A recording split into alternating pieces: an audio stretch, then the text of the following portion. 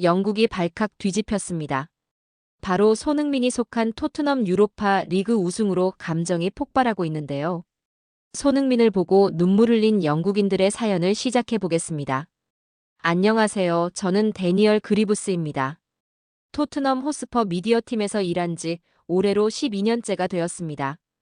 그동안 수많은 선수들을 담당했지만 오늘 여러분께 특별한 이야기를 들려드리려고 합니다. 이 이야기는 단순히 한 축구 선수의 성공담이 아닙니다. 꿈과 현실 사이에서 치열하게 살아온 한 인간의 진솔한 기록이자 제가 가장 가까이서 지켜본 놀라운 여정에 대한 증언입니다. 2015년 8월 28일, 그날을 저는 평생 잊지 못할 것입니다. 새로운 선수가 입단했습니다. 바이어 레버쿠젠에서 온 23세의 윙어 손흥민이었죠. 당시 토트넘이 지불한 이적료는 3천만 유로, 하나로 약 400억 원에 달하는 거금이었습니다. 아시아 선수로서는 당시 역대 최고 이적료였고요. 솔직히 처음엔 걱정이 앞섰습니다. 아시아 선수가 프리미어리그에서 얼마나 통할 수 있을지, 언어 소통은 어떨지, 영국의 독특한 미디어 문화에 적응할 수 있을지, 온갖 생각이 머릿속을 스쳐 지나갔습니다. 미디어팀 동료들과도 그런 이야기를 많이 나눴어요. 과연 이 선수가 팬들과 언론의 기대를 충족시킬 수 있을까? 그런데 그가 처음 훈련장 미디어룸에 들어오던 순간을 아직도 생생히 기억합니다. 다른 신입 선수들과는 확연히 달랐죠. 대부분의 선수들은 새로운 환경에 어색해하며 스태프가 먼저 다가갈 때까지 조심스럽게 기다리는데 손흥민은 전혀 달랐습니다. 문을 열고 들어오자마자 먼저 다가와서 밝은 미소를 지으며 말했습니다. 안녕하세요. 저는 손흥민입니다. 편하게 손이라고 불러주세요. 잘 부탁드립니다.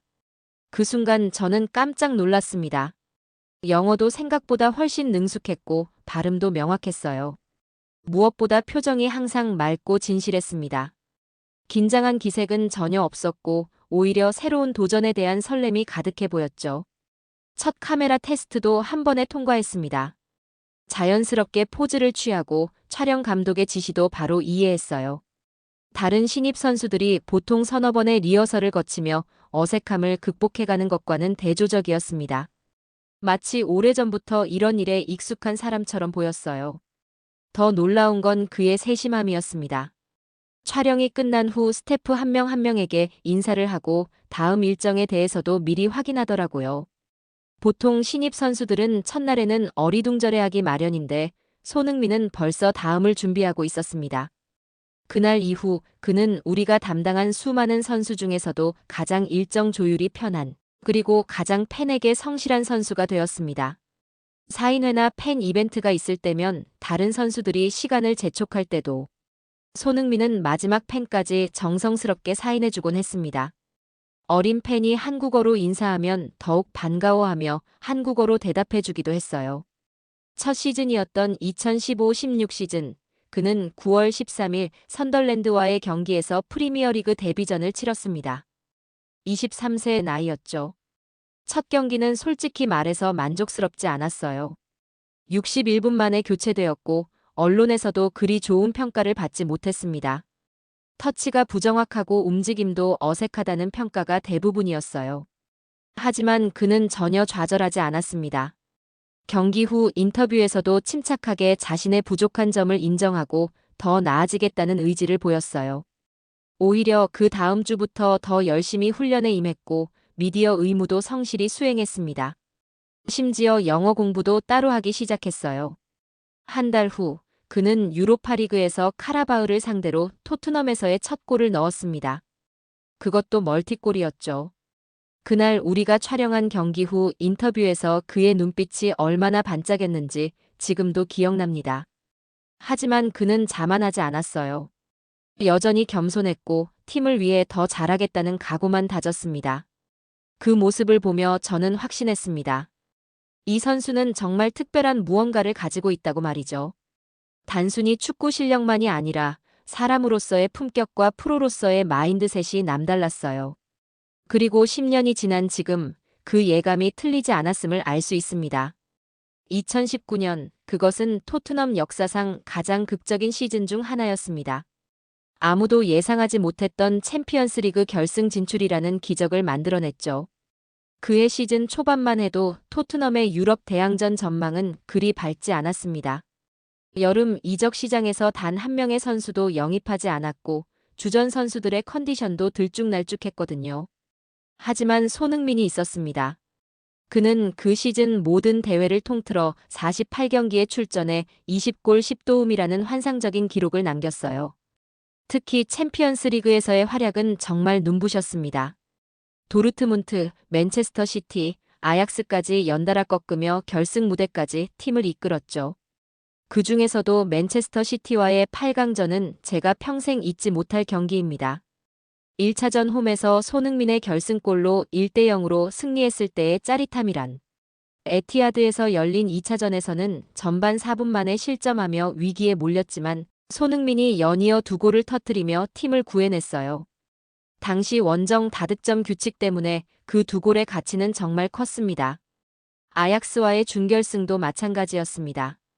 1차전에서 0대1로 패하고 2차전 후반 55분까지도 0대2로 뒤져 있을 때 모든 사람들이 포기했어요.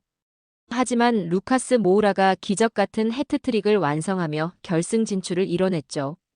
그때 손흥민은 경고 누적으로 출전하지 못했지만 벤치에서 누구보다 격렬하게 팀을 응원하는 모습이 카메라에 잡혔습니다. 그렇게 맞이한 6월 1일 마드리드의 완다 메트로폴리타노에서 열린 결승전. 상대는 리버풀이었습니다. 경기 시작 24초 만에 시소코의 핸드볼로 페널티킥을 내줬고 살라가 이를 성공시키며 0대1로 뒤졌어요. 그 후 토트넘은 계속해서 동점골을 노렸지만 리버풀의 견고한 수비를 뚫어내지 못했습니다. 후반에는 오리기가 추가골까지 넣으며 0대2가 되었어요. 손흥민은 그날 90분 내내 뛰며 온갖 노력을 다했지만 골을 넣지 못했습니다. 특히 후반 추가 시간에 시도한 왼발 중거리 슛은 정말 아까웠어요. 스피드와 궤적 모두 완벽했는데 알리송의 선방에 막혔거든요. 경기가 끝나고 손흥민은 말없이 영상실로 들어왔습니다. 평소에 항상 동료들과 농담을 주고받던 그가 그날만큼은 완전히 조용했어요. 다들 고개를 숙인 채 침묵하는 분위기였는데 그는 아무 말 없이 그날 자신의 슈팅 장면들을 반복해서 돌려보고 있었습니다. 특히 그 왼발 중거리 슛 장면을 몇 번이고 되돌려보더군요. 각도를 바꿔가며 슬로우 모션으로도 보고 다른 선수들의 위치까지 세심하게 체크했어요. 만약 조금만 더 낮게 찼다면 혹은 오른쪽 구석을 노렸다면 하는 생각들로 가득 차 있는 것 같았습니다. 저도 그 옆에 앉아 있었지만 뭐라고 위로의 말을 건네야 할지 알 수 없었습니다. 그저 조용히 함께 있어줄 수밖에요. 그때 처음으로 느꼈습니다. 이 선수는 진짜로 토트넘이라는 팀에 자신의 인생을 걸고 있구나. 단순히 월급을 받고 축구를 하는 것이 아니라 진심으로 이 클럽을 사랑하고 있구나. 다른 선수들은 이미 샤워를 마치고 팀 버스에 올라탔는데 손흥민은 혼자 영상실에서 1시간 넘게 더 있었어요. 그날의 모든 순간들을 되새기고 있는 것 같았습니다. 무엇이 달랐을까? 어디서 더 잘할 수 있었을까? 팀을 위해 무엇을 더 할 수 있었을까? 하는 생각들로 가득 차 있는 듯 했죠. 저희 미디어팀 스태프들도 그날은 모두 울었습니다. 손흥민의 그런 모습을 보니 괜히 마음이 아프더라고요. 단순히 경기에 진 것 때문이 아니라 그의 간절함이 고스란히 전해졌기 때문이었습니다. 이런 선수와 함께 일할 수 있다는 것 자체가 축복이라는 생각이 들었어요. 그 이후로 손흥민은 더욱 프로페셔널해졌습니다. 훈련 강도도 높아졌고 팀을 위한 헌신도 더욱 깊어졌어요. 아마 그날의 아쉬움이 그를 더 강하게 만든 것 같습니다. 그리고 저는 확신했습니다. 언젠가는 이 선수가 반드시 트로피를 들어올릴 거라고 말이에요. 클럽 미디어 콘텐츠를 제작하다 보면 선수들의 일정 조율이 정말 어려운 일 중 하나입니다. 훈련 스케줄, 개인 일정, 휴식 시간, 가족과의 시간, 국가대표팀 차출 등을 모두 고려해야 하거든요. 특히 주전 선수들은 더욱 바쁘기 때문에 촬영 시간을 잡는 것이 쉽지 않죠. 에이전트들과의 협의도 필요하고 때로는 몇 주씩 기다려야 하는 경우도 많습니다. 심지어 어떤 선수들은 컨디션을 이유로 촬영을 거부하기도 해요. 그런데 손흥민은 항상 달랐습니다. 저희가 촬영 요청을 하면 첫 번째 대답이 항상 같았어요. 시간 언제든 맞출게요. 이런 답변이 돌아올 때마다 저는 정말 감사했습니다. 다른 선수들이 스케줄 조율로 며칠씩 고민할 때 손흥민은 바로 답을 주곤 했거든요. 에이전트를 통하지 않고 직접 연락을 주는 경우도 많았어요. 더 놀라운 건 그의 성실함이었습니다. 경기 다음 날 분명히 피곤할 텐데도 약속 시간보다 30분 일찍 와서 촬영 준비를 도와주기도 했어요. 조명 세팅을 확인하고 카메라 앵글에 대해서도 의견을 제시했습니다. 심지어 본인이 직접 영상 콘셉트 아이디어를 내기도 하고 팬들이 좋아할 만한 포인트까지 세심하게 체크했습니다. 한 번은 새벽 6시 촬영이 있었어요. 선수들의 일상을 담는 콘텐츠였는데 대부분의 선수들이 힘들어했습니다. 그런데 손흥민은 오히려 일찍 시작하는 게 좋죠. 팬들이 제 하루를 정말로 보고 싶어 한다면 진짜 일상을 보여드려야 하니까요 라고 말하더라고요. 그날 촬영한 영상은 지금도 토트넘 공식 채널에서 가장 많이 조회되는 콘텐츠 중 하나입니다. 어느 겨울날 팬들을 위한 크리스마스 메시지 영상을 촬영하는 일이 있었습니다. 원래는 간단한 영어 메시지만 촬영할 예정이었는데 손흥민이 제안을 했어요. 한국어 버전도 따로 만들면 어떨까요? 한국 팬들에게는 한국어로, 전 세계 팬들에게는 영어로 따로 메시지를 전하고 싶습니다. 그리고 일본어로도 간단히 인사하면 아시아 팬들이 좋아할 것 같아요. 당연히 촬영 시간은 3배로 늘어났습니다. 하지만 그는 전혀 싫은 기색 없이 즐겁게 참여했어요. 한국어 버전에서는 한국의 전통 인사법도 보여주고 한국 팬들만이 이해할 수 있는 농담도 섞어가며 정말 정성스럽게 메시지를 전했습니다. 일본어 인사도 미리 연습해와서 완벽하게 소화했어요. 그 영상이 업로드되었을 때 전 세계 팬들의 반응은 폭발적이었습니다. 다른 선수들이 단순히 출연자로 참여한다면 손흥민은 이 클럽을 브랜드로 키우는 핵심 파트너처럼 움직였습니다. 소셜미디어 전략에 대해서도 관심이 많아서 어떤 콘텐츠가 팬들에게 잘 전달될지 함께 고민해주기도 했어요. 요즘 젊은 팬들은 짧은 영상을 좋아하더라고요. 이 부분은 좀 더 재미있게 만들면 어떨까요? 팬들이 따라할 수 있는 챌린지 같은 걸 만들어 보면 어떨까요? 같은 의견들을 적극적으로 제시했습니다. 특히 팬들과의 Q&A 세션을 진행할 때는 정말 놀랐습니다. 미리 질문들을 검토하면서 단순한 답변이 아니라 팬들이 정말 궁금해할 만한 내용들을 준비해 오더라고요. 축구 이야기뿐만 아니라 일상생활, 한국 음식, 가족 이야기, 취미 생활, 영어 공부법까지 팬들이 관심 있어 할 모든 것들을 세심하게 챙겼습니다. 한 번은 손흥민의 하루라는 콘텐츠를 만들 때였습니다. 보통 이런 콘텐츠는 몇 시간 촬영하고 편집으로 하루를 압축해서 보여주는데 손흥민은 정말로 하루 종일 카메라를 따라다니게 해줬어요. 아침 6시 기상부터 시작해서 개인 운동, 훈련장 도착, 동료들과의 인사, 개인 훈련, 팀 훈련, 점심 식사, 전술 미팅, 추가 훈련, 저녁 식사, 집에 돌아가는 순간까지 모든 걸 공개했습니다. 그 과정에서 그의 진짜 모습을 볼 수 있었어요. 매니저에게 항상 고맙다고 인사하는 모습, 훈련장 청소 직원들과도 친근하게 대화하는 모습, 코치진들과 진지하게 전술을 논의하는 모습, 후배 선수들을 챙기는 모습들. 카메라가 돌아가지 않을 때도 똑같이 성실하고 겸손한 모습이었습니다. 무엇보다 인상적이었던 건 그의 준비성이었습니다. 촬영 하루 전에 미리 전화를 걸어서 내일 어떤 내용으로 진행하면 좋을지, 팬들이 가장 궁금해할 만한 게 뭘지, 촬영하면 안 되는 부분이 있는지 함께 고민하자고 하더라고요. 그리고 실제 촬영 당일에는 우리가 생각지 못했던 재미있는 요소들까지 준비해왔습니다. 그런 모습들을 보면서 저희 미디어팀 모두가 느꼈어요. 손흥민은 정말 토트넘을 사랑하는구나. 그래서 클럽의 모든 활동에 이렇게 정성을 다하는 거구나. 그리고 그 진심이 팬들에게도 고스란히 전달되고 있다는 걸 느꼈습니다. 2023년 8월 12일 손흥민이 토트넘의 새로운 주장으로 임명되었습니다. 위고 요리스가 팀을 떠나고 해리 케인마저 바이에른 뮌헨으로 이적한 후였죠. 솔직히 많은 사람들이 궁금해했어요. 과연 손흥민이 주장의 역할을 잘 수행할 수 있을까? 언어적 장벽은 없을까? 아시아 선수가 유럽 선수들을 이끌 수 있을까?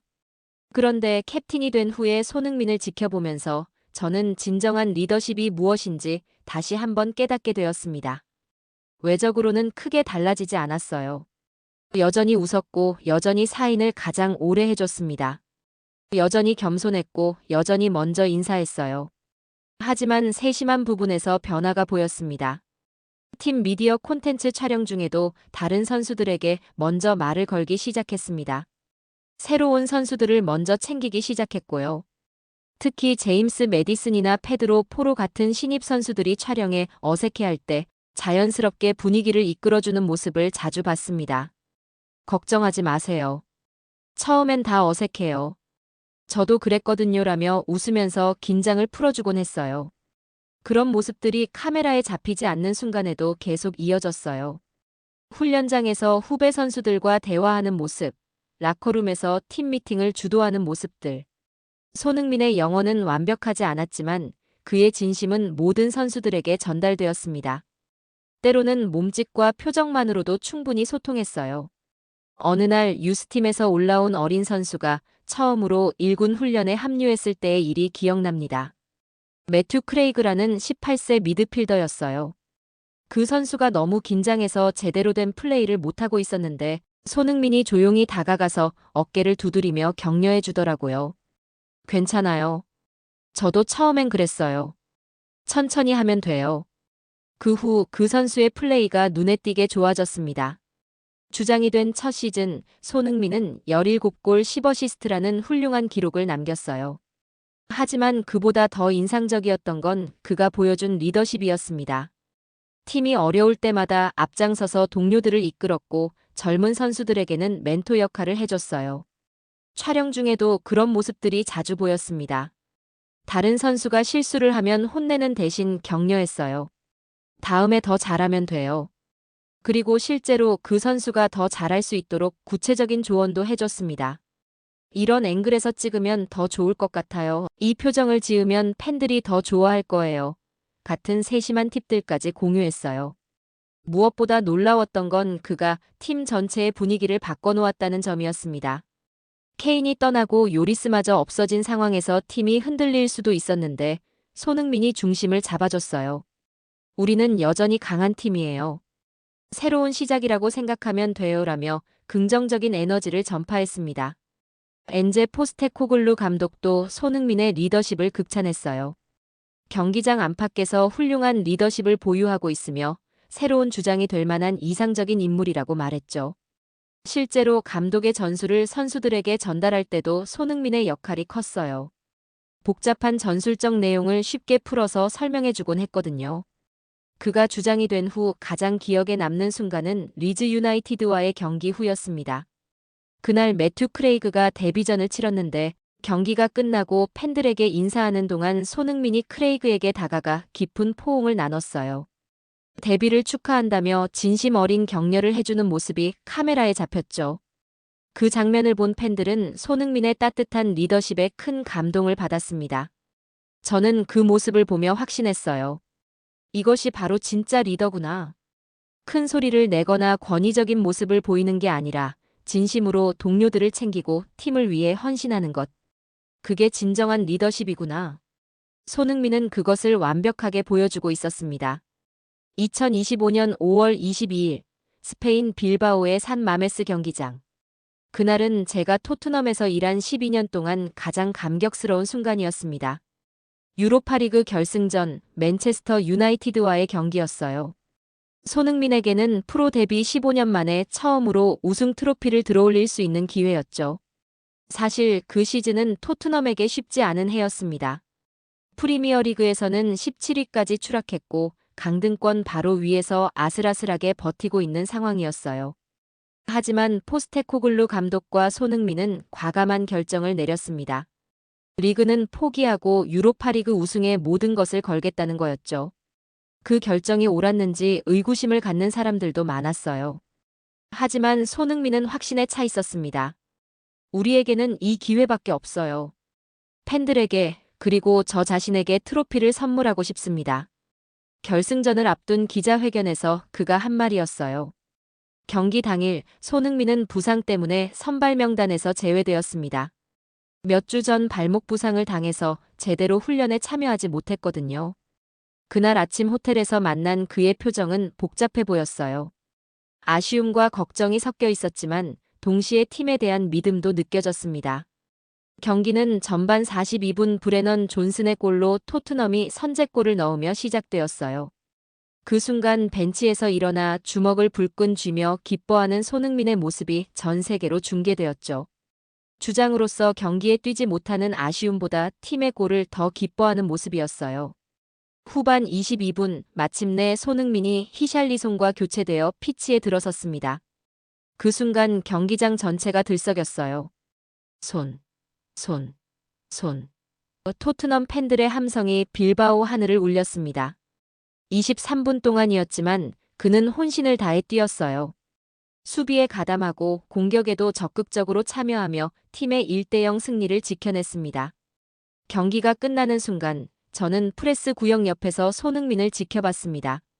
주심의 휘슬이 울리자마자 그는 무릎을 꿇고 두 손으로 얼굴을 가렸어요. 15년 동안 꿈꿔왔던 순간이었거든요. 함부르크에서 시작해서 레버쿠젠을 거쳐 토트넘까지 긴 여정의 끝에서 마침내 트로피를 얻은 거였죠. 메디슨이 달려와서 그를 껴안았습니다. 로메로도 비카리오도 모든 동료들이 그에게 달려왔어요. 하지만 무엇보다 감동적이었던 건 코치진과 스태프들이 그를 향해 달려오는 모습이었습니다. 10년 동안 함께했던 사람들, 그의 무관 행진을 누구보다 안타까워했던 사람들이 진심으로 기뻐하고 있었어요. 트로피 세레모니에서 손흥민이 유로파리그 트로피를 들어올리는 순간 우리 홍보부 팀 모두 눈물이 났습니다. 10년을 지켜봤거든요. 2015년 처음 입단했을 때의 어린 모습부터 2019년 챔피언스리그 결승에서의 아쉬움, 그리고 지금 이 순간까지. 이 우승은 단순한 기록이 아니라 한 선수가 만든 완전한 서사였습니다.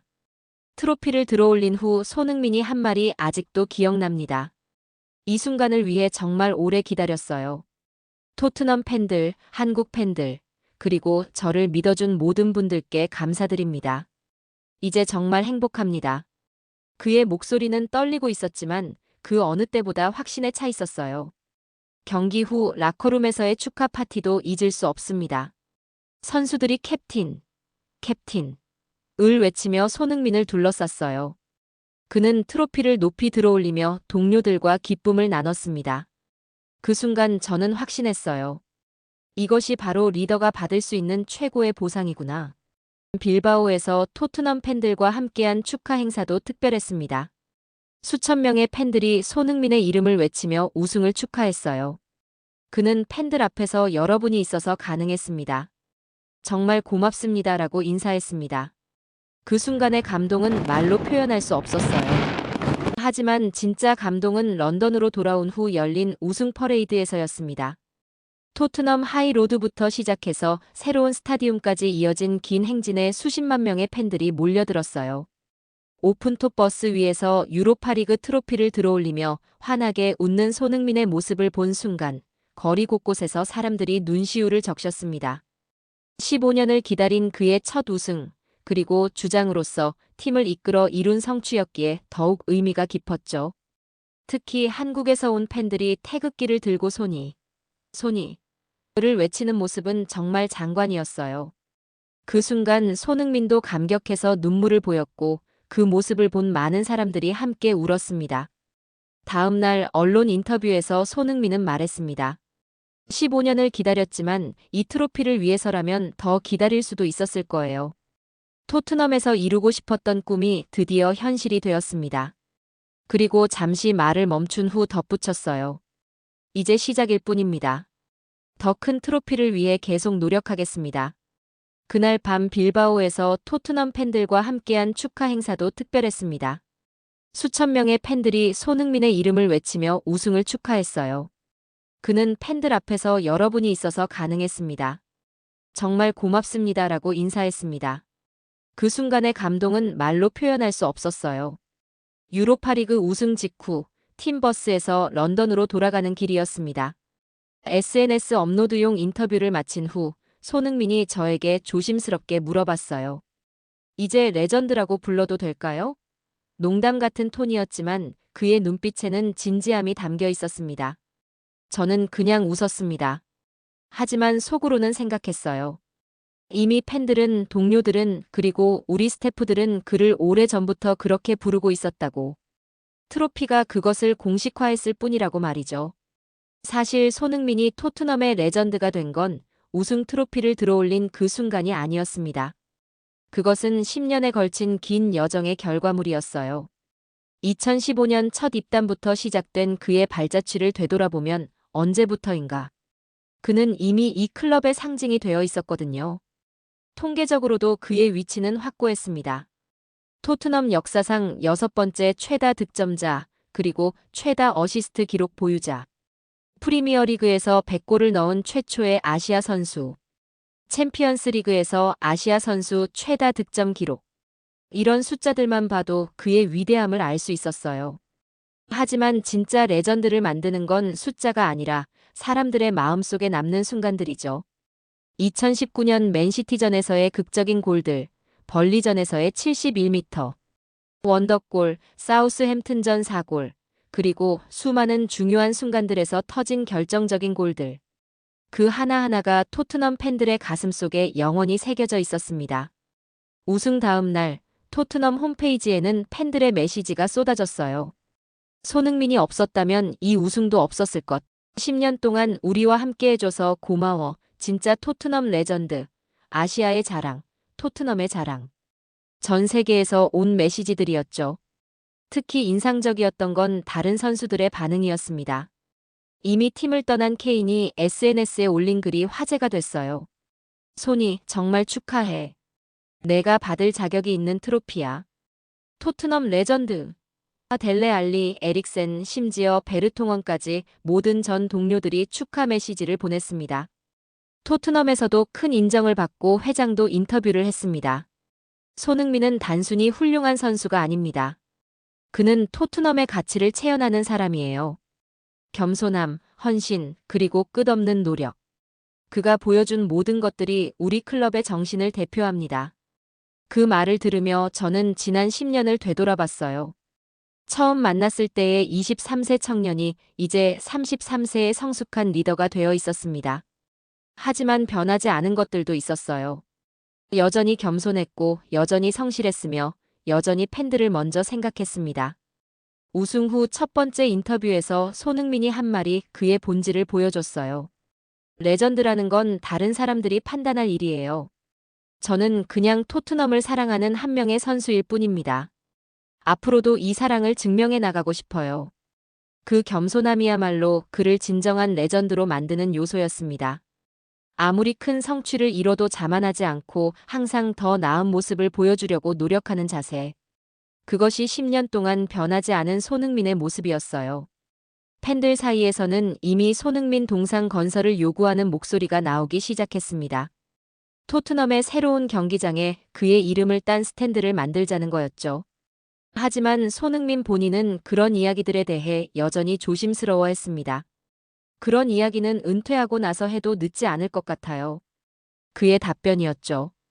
여전히 겸손한 모습이었어서 오히려 더 많은 사람들이 그를 사랑하게 되었습니다.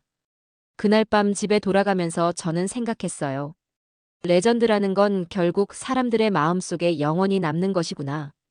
그리고 손흥민은 이미 오래전부터 우리 모두의 마음속에 그런 자리를 차지하고 있었구나.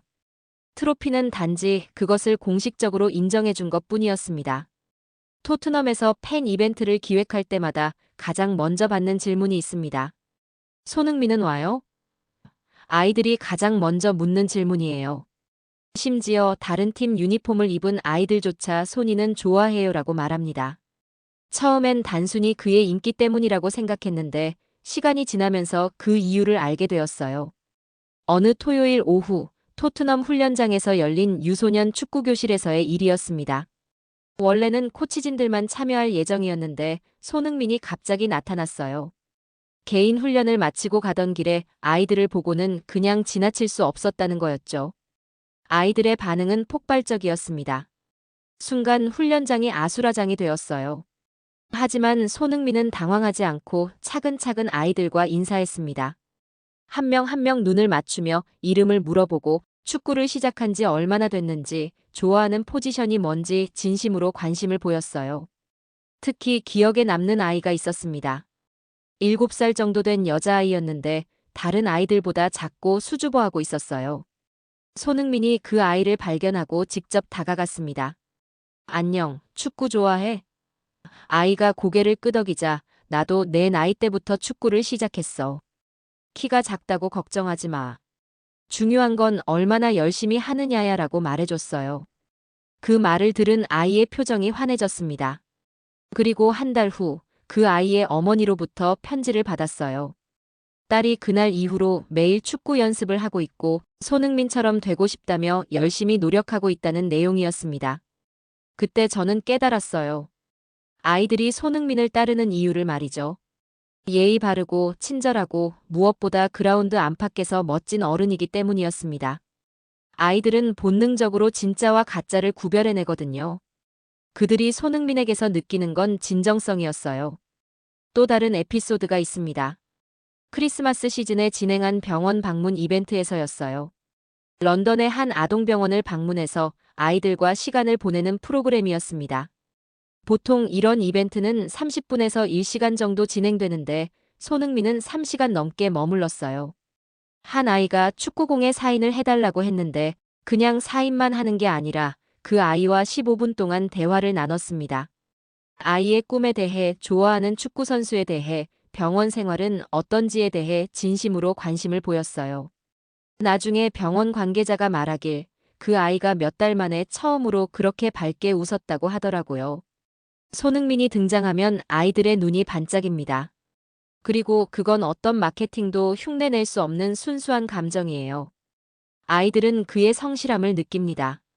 카메라 앞에서만 친절한 척하는 게 아니라 진심으로 자신들을 아끼고 있다는 걸 알아채거든요. 학교 방문 프로그램에 참여했을 때도 마찬가지였습니다. 런던 북부의 한 초등학교를 방문했는데 아이들이 준비한 질문들이 정말 다양했어요. 왜 골을 넣고 나서 카메라 포즈를 해요? 한국 음식 중에 뭐가 제일 맛있어요? 영어 공부는 어떻게 했어요? 같은 것들이었죠. 손흥민은 그 모든 질문에 성의껏 답해줬습니다. 특히 축구 선수가 되려면 뭘 해야 해요? 라는 질문에는 이렇게 답했어요. 매일매일 조금씩이라도 연습하는 거야. 그리고 절대 포기하지 않는 것. 저도 실패를 많이 했거든요. 하지만 포기하지 않았기 때문에 지금 여기 있을 수 있어요.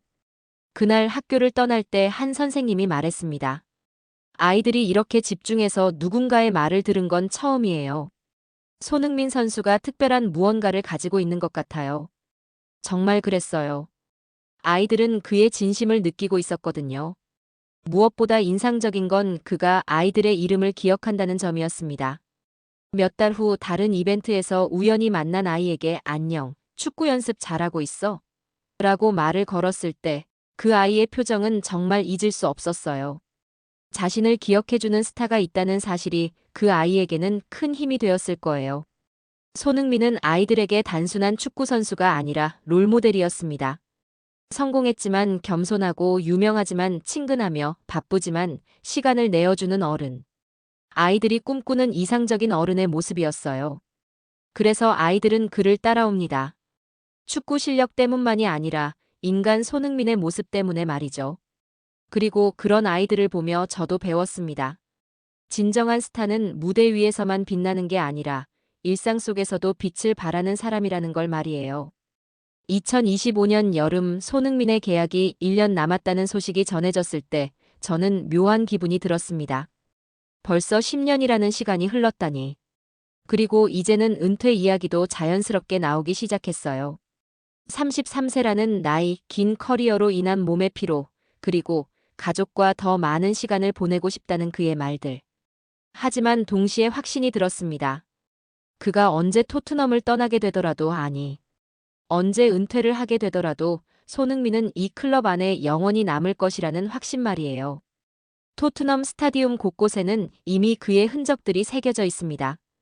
2019년 아약스전 해트트릭 골이 새겨진 기념판, 프리미어리그 100골 달성을 축하하는 현수막, 그리고 팬들이 만든 수많은 배너들. 하지만 그보다 더 중요한 건 사람들의 기억 속에 남은 순간들이죠. 빌바오의 밤, 유로파리그 우승의 그 순간은 토트넘 역사상 가장 아름다운 장면 중 하나로 영원히 기억될 겁니다. 트로피를 들어올리며 눈물을 흘리던 주장 손흥민의 모습, 동료들과 포옹하며 기쁨을 나누던 모습, 그리고 팬들을 향해 감사의 인사를 전하던 모습들. 우리가 지난 10년간 만든 수많은 콘텐츠 속에도 그는 살아 숨쉬고 있어요. 첫 입단 인터뷰부터 시작해서 우승 직후의 감격스러운 순간까지 모든 것이 기록되어 있습니다. 미래의 토트넘 팬들은 이 영상들을 통해 손흥민이라는 선수가 얼마나 특별했는지 알게 될 거예요. 특히 기억에 남는 영상이 있습니다. 2020년에 제작한 손흥민의 여정라는 다큐멘터리였어요. 그의 독일 시절부터 토트넘 입단까지의 여정을 담은 작품이었는데 그 안에는 그가 직접 들려준 솔직한 이야기들이 담겨 있었죠. 실패했던 순간들, 힘들었던 시기들, 그리고 포기하고 싶었던 순간들까지 모든 걸 털어놨어요. 가끔 너무 힘들어서 그만두고 싶을 때가 있었어요. 특히 부상으로 고생할 때나 경기력이 떨어질 때 말이죠. 하지만 팬들의 응원과 팀 동료들의 격려가 있었기 때문에 계속할 수 있었습니다. 그때 그가 한 말이에요.